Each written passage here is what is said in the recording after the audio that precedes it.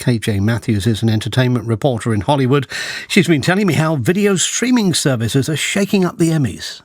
Streaming services for the first year has surpassed cable television in terms of nominees, if you can believe that. You know, just last year in 2018, we had HBO leading the way with 108 nominations. And then we had Netflix, of course, with 112. But now the difference is startling. You've got like 137 to 117. So Netflix is right on the heels of HBO. And it couldn't have happened at a worse time because the two top shows on HBO, Game of Thrones and also Veep, are ending. They're two moneymakers, big shows, and they're going away. So they're going to have to find other shows to replace it and compete with the Netflix, the Amazon, the Hulu, and then, of course, all these other streaming services that have been announced debuting in April of 2020. KJ, do you think Game of Thrones, which of course has now ended, but it was such a long-running successful series, do you think Game of Thrones is likely to leave its mark on the Emmys this year for the last time?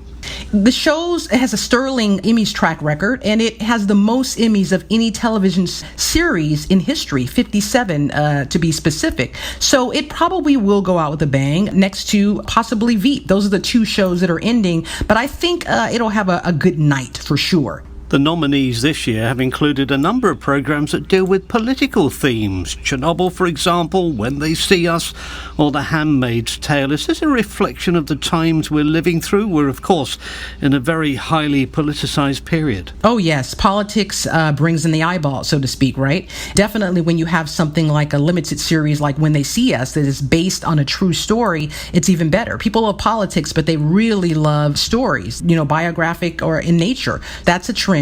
I think a lot of the streaming networks are leaning towards that as they bring on new talent and new shows and develop new shows. So yes, you've hit it right on the nail. To the television and media studios, these content makers, are they putting a lot of money into the campaigns to maybe influence how they're going to do at the Emmy Awards?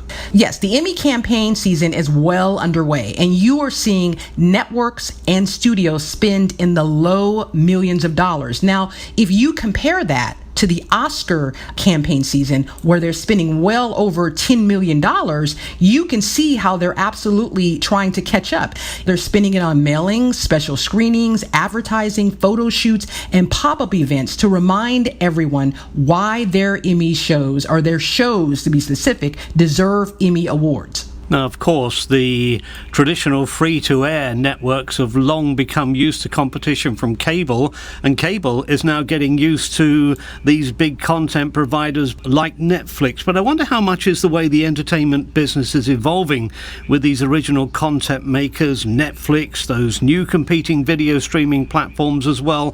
Are they all likely to change the Emmy Awards in the future? I think so, because everybody wants a piece of that pie.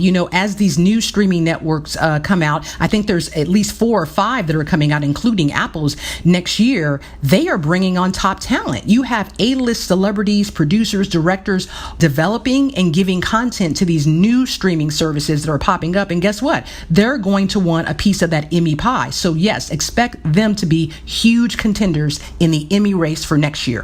KJ Matthews in Los Angeles.